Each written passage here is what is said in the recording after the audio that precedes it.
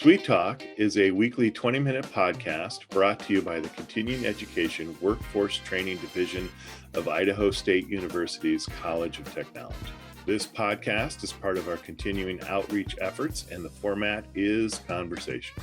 We're having conversations with businesses, professionals, entrepreneurs, community agencies, and in all cases, difference makers. You can find us on Apple Podcasts, Spotify, and SoundCloud. So subscribe today. Take 20 minutes and hear from people living in your community who are making a difference in your community. It's time to get started with Sweet Talk. Hello, everyone. This is Jason Batalden. I'm here at Continuing Education Workforce Training. We got Paul on the show today. So, Paul, we've got kind of a fun little episode to talk about today, don't we? Yeah, I have questions coming up on this episode. Oh, that's good. I'm kind of a techie guy, you know that, and but I've never delved into software. Right. So it's kind of those lines and lines and lines of code just kind of intimidate me. Yeah. I'm going to be sort of the beginner, the neophyte questions on our side. But hey, man, before we jump into it, we've got a pretty exciting thing we want to talk about real quick. We have a brand new podcast series coming out. It is out, by the way. It's available. Please check out all the places where you download Sweet Talk. But the name of this special series is called Chefin', and it's with Chef Jason Knapp. And it's a little bit different format. Jason will have conversations with chefs from all over, talking about the food business, the food industry, and really exciting sort of, there's a would you rather question and answer kind of thing. That's kind of cool. And then he does a little sort of, I don't know, what is it? A surprise ingredient. He puts a chef on a spot. Surprise ingredient box thing. Yeah. He does it right then and there. He does it right then. It was, it was kind of nice to because Jason and I were audiences for that as they recorded, and it was very interesting, the interactions between two people who know how to cook and have much experience in the restaurant world. I enjoyed it a lot. Oh, it's a great series. We're excited about it. Chef Jason Knapp, I think, is a wonderful host and an excellent chef. And I'm just excited to see where this goes. So if you haven't had a chance to hear that, just like I said, it's on our Sweet Talk platform. But it's a special series, episode 1, Chefin', and that's CHEF N. That's right. I think there's apostrophe in there somewhere, but yes. I don't remember. All right. But we got our plugs in. We're also just want to kind of just put a little out there for everyone. Thanksgiving's coming close, so it's a good time to think about food, as well as with our one other plug. Paul, I'm doing a shameless plugs, man. Yes, I can. Nobody checks into a plugs here. No one checks into a podcast for shameless plugs, but hey, we do want. This is an important one. Our spring catalog, our registration for our spring classes open December 9th. So that's about less than a month away. So please check your mailboxes for the catalog, get online, download the catalog. We've got a bunch of exciting new classes this spring semester, which brings us to why we have Nick Suwyn from ProMioTech Tech on our podcast today. Amazing segue. I'm just gonna bask in that glory for a minute. That's about the only good thing I'm going to do today. That was just wonderful. So Nick is the president of ProMioTech Tech, and we welcome him to the show. And my guests know that when I say that magic word, welcome, we have 20 minutes. Nick, welcome to the show. Thank you for taking the time out to chat with us today. You got to introduce yourself to our listening audience. I got to know who you are. Well, Jason, Paul, thanks for having me on the show. I'm excited to be here on Sweet Talk. Well, like Jason said, I'm the president of ProMioTech Tech. I had a career in technology as a software engineer. I love building and creating things. But also before that, I used to be a teacher of music. So private lessons, taught at a bunch of different K through 12 schools. So I had a passion for teaching. And luckily, early on in my career, I was able to marry those two passions of mine together and work at a local coding boot camp in Arizona and teach people how to code. And I got to see how that changed their lives and how they were able to change careers into something that they enjoyed more. And it was a lot of fun. And so that's a little bit about me. I've got a lot of different hobbies and passions, but education and software development are two that have stuck with me for a while. So I imagine there's a more obvious connection for those who understand software development and those who understand music. But to me, the neophyte in the room, that connection, that jump from coding to music or from music to coding, that seems like a pretty far jump, but kind of what you're indicating, it might not be. It was more of a natural transition for you. You know, it's funny because we actually do see a lot of students who, when they introduce themselves, they're musicians. They come from a musical background, either performing or teaching. That's not to say that people without musical skills aren't learning to code, because there's a lot of people learning to code. But there's definitely a correlation. It's that thought process. The same things you do to learn music, those same thought processes and patterns, they definitely can be applied in learning technology. That is pretty cool. That's cool. I think there's a whole nother area to kind of go down, Paul. I think we might have to look into that deeper. That sounds just like one of those interesting kind of things. Well, I mean, is it something in the mind's eye where lines of code and lines of music kind of just connect or interconnect for someone? And in a lot of cases, you know, I think there's a few things, and that's definitely one of them, right? In music, you notate things, and you have to be able to read it, and it's not English. And in software development, or in coding, you're notating things, and it's very similar there. I also think, like, if you get into music theory, it's pattern recognition, right? You can take a musical piece and you can transpose it, and you just move the pattern up or down however many half steps, right? And coding's similar, right? You can take a pattern, Uber of cars, and you can really change that to Uber of food or whatever you want to do, right? Patterns. Very patterns. Cool. Nice. So how did you you made that transition through a coding boot camp? But ProMioTech, Tech, can you talk to us a little bit about ProMioTech Tech and what it does? And I guess I should set up our listeners a little bit. We are partnering here at Continuing Education Workforce Training here at ISU.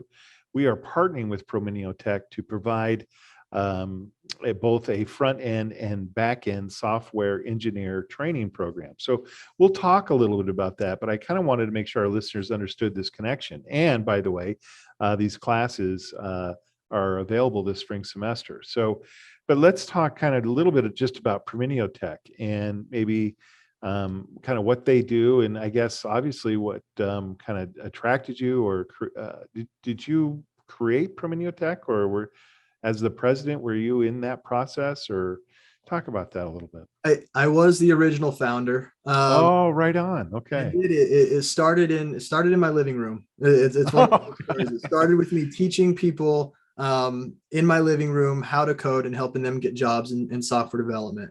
So again, forwarding that passion of mine and teaching and technology, and then helping people.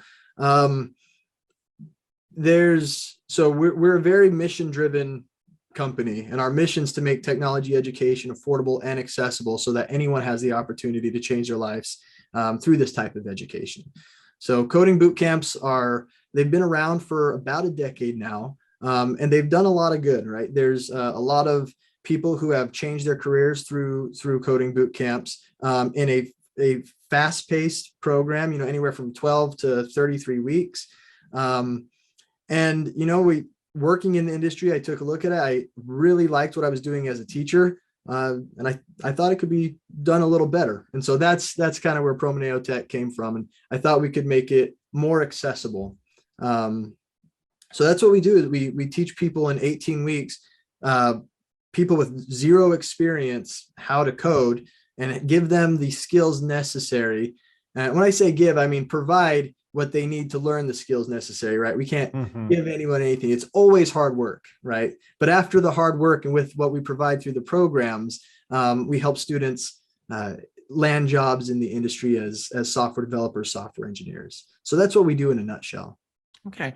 So what coding language are you teaching in these courses?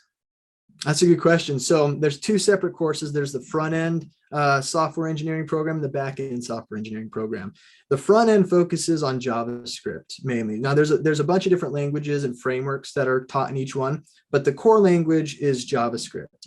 And then they're going to learn some HTML, some CSS, libraries like Bootstrap and jQuery. And then at the end, they're going to learn the React JavaScript library. So that's the most popular library for creating user interfaces, or what the user sees and the buttons they click on, that type of stuff.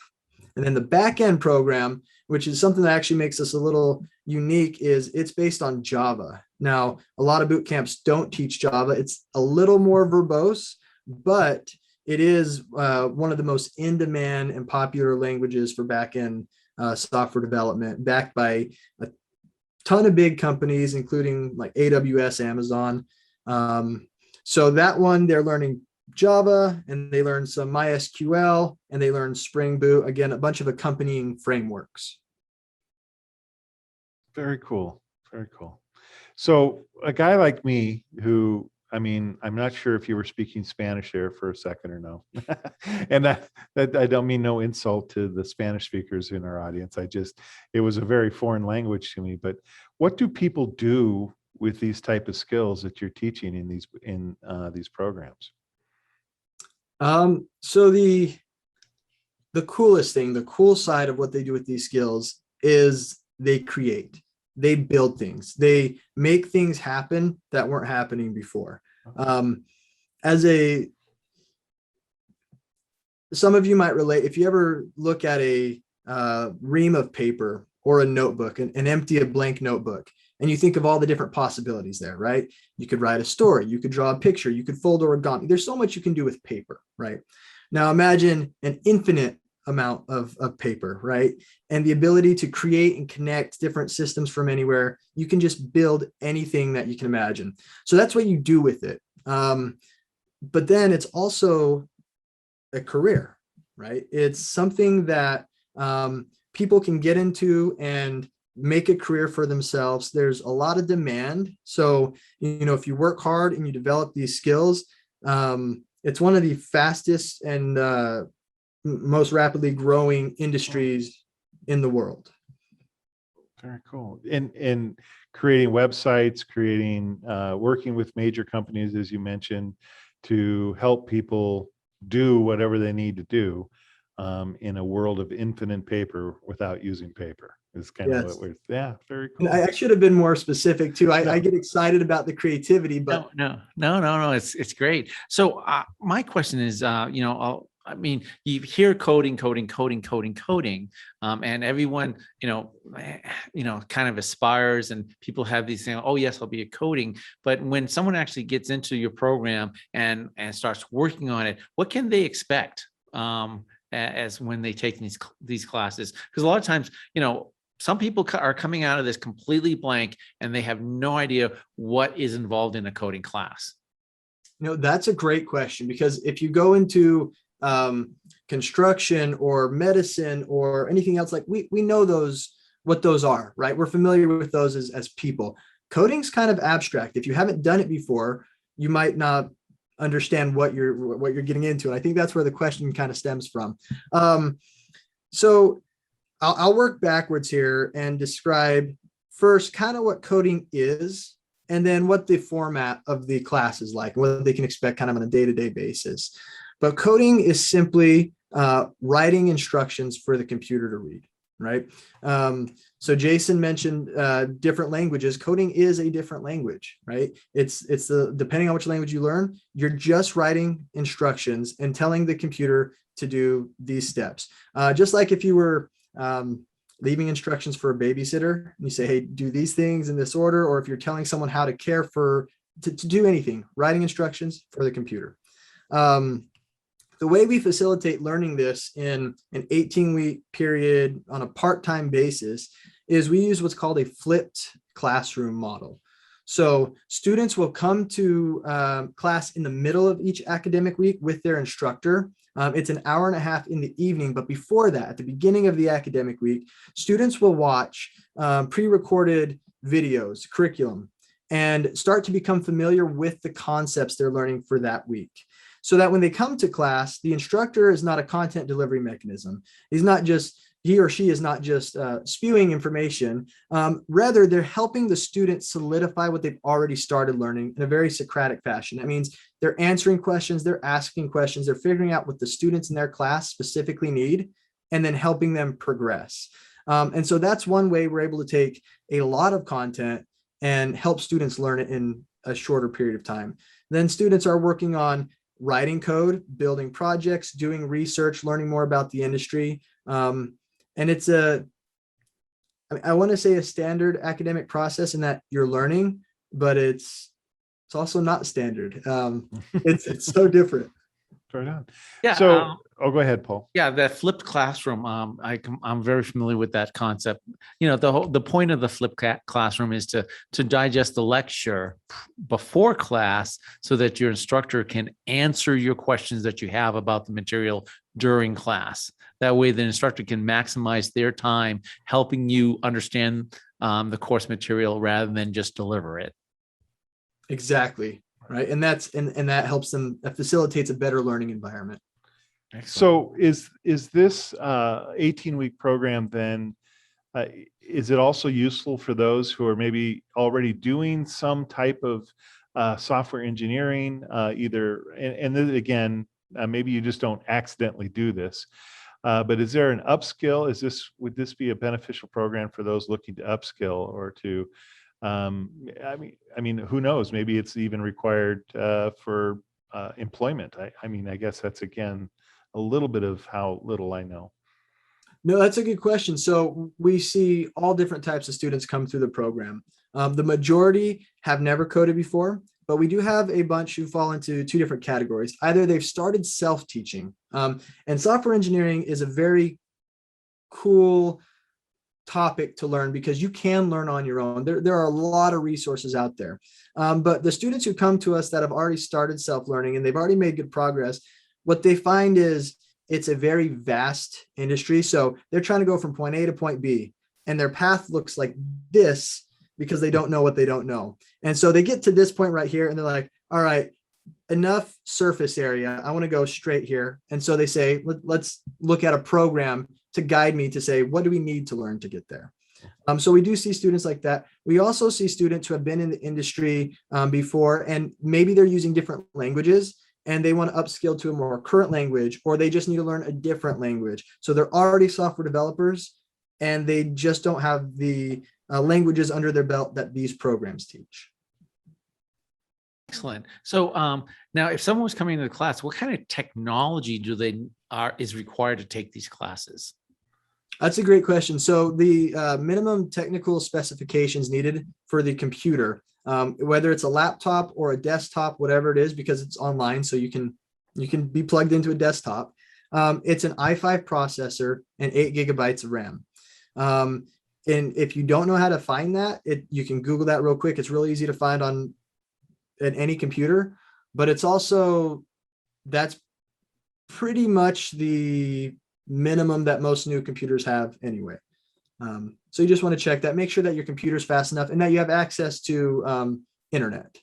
You have to have access to internet. So how long has Burminio Tech been around? How long have you guys been doing this now? So it's about 3.5 years. It was July of 2018. Right on. And you are beginning to make an impact. I'm assuming you're seeing success stories by now. We are, yes.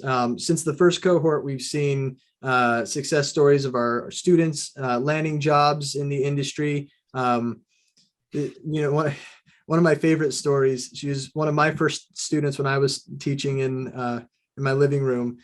She came in, she'd spent the last 7 years since graduating high school in the service industry as a waitress, and she always wanted to get into technology, but just life. So it was really cool. She went through the program. She landed a job at a large company as a software developer, and it was cool to see that transition take place.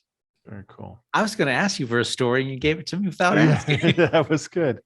That's good. Well, I'm assuming, I mean, I think I don't want to, again, sound too ignorant, but, we do have to remember that, but with every student, every person that signs up, every person who looks at our, website and looks up back-end software engineer or front-end software engineer, they're into this deep learning how to code, but I mean, there's lives and there's people that are attached to each one of those, that are doing things to improve and better their life. And I guess, what I'm hearing is that the skills acquired in this program do exactly that. They make a difference in the life. Exactly. And that's where the goal and the mission stems from, right? Mm-hmm. It starts out with affordable and accessible, but the last part of our mission is so people can change their lives. So that's where our focus is. Very good. Very good. And you, I guess, and this is a little broader question than ISU, but are there other programs that you're looking to create, or are you guys just, and I don't mean just, but recognized you're doing what you do best, and so you're perfecting both the back end and software programs, or are you looking to add other programs as you move forward? Yeah, I love that question. So we're always looking at other programs. We've got a data engineering program that's just about to roll out, and that's a little more intermediate, probably more upskilling people already in the industry learning those skills. We're also looking at rolling out a digital marketing, like a strategic digital marketing program, still tech-based, but in somewhat of a little different arena. So we're always looking for programs that have high demand in the industry, right? Where it's growing rapidly and they need more skilled workers. So that's our focus. Excellent. Excellent. So you mentioned that you were a teacher before. Are you still currently teaching, or? I'm not teaching anymore. Okay. No more music lessons, huh? Oh yeah. What was your most rewarding thing about teaching? There's a lot that's rewarding about teaching, but seeing those light bulbs go on, I actually like to call them mental walls. So, a student can just be hitting this mental wall over and over, and then and they might think, I'm never going to be able to figure this out.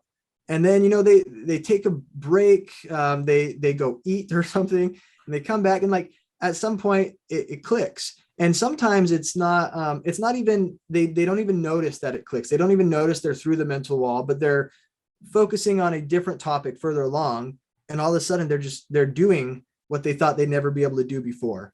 And seeing that is very fulfilling. Cool. Very cool. Very cool. And so just make me feel a little bit better. You're still playing music. I do. Right. And you said a lot of other hobbies. So, and I think that kind of speaks, volumes just about, the creativity side, right?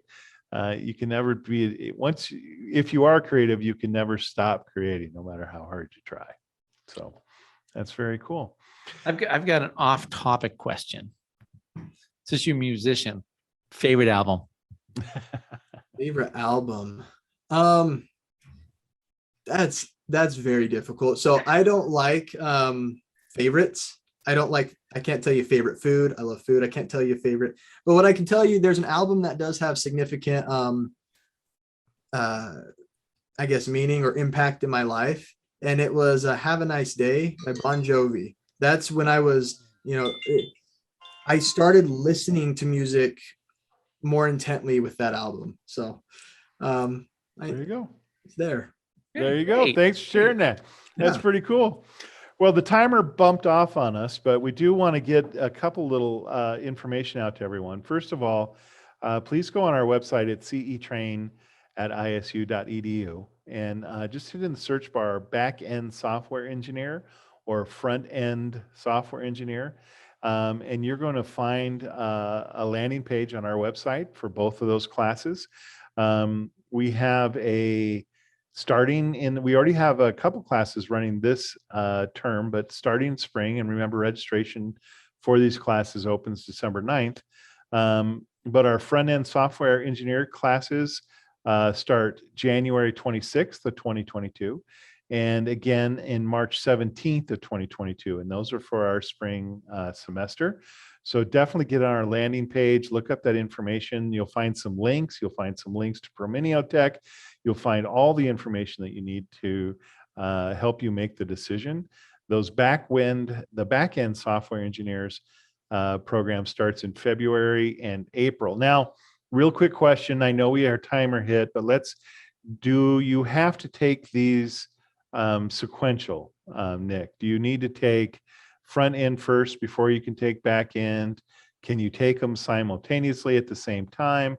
What's your recommendation for if let's just say you're interested, starting out new, fresh, what's the best way to take these classes? So you can take either one of them individually, and that will help get you the skills needed to either be a front-end software developer or a back-end software developer. We do have some students come back and take the other one, whichever is the one they didn't take first, in hopes of just adding on to their skill set, becoming a full stack developer. We do not recommend taking them both at the same time. It's about a 20-hour a week commitment. So it's a lot. Very good. Very good. So take a look at both those on our website at cetrain.isu.edu. And again, front-end software engineer or back-end software engineer, and get on those landing pages, hit the hit the links. I'm going to call them clinks from now on. They should call them clinks. Doggone it. That's what we got to make a name change here, and get more information on that. Paul, I guess, first of all, Nick, if someone wants to reach out to you, anybody, how can they do that? What would be the best way to get a hold of ProMioTech Tech? There's a lot of ways, but okay. Through our website, you think at this point? The website's the best way. Okay. Yep. All right. So if you like this podcast, please give us a like and leave a review. Those things help with our those algorithm number things that happen, and we appreciate that. Very good. And if you have questions, be sure to email us at cetrain@isu.edu. That is cetrain@isu.edu. You can do it the old-fashioned way and call us at 208-282-3372. And I just want to say, if you like what you hear, let us know. Nick, thank you for being on the show today. Yes, thank you so much. Thanks for having me, Jason, Paul. Yeah.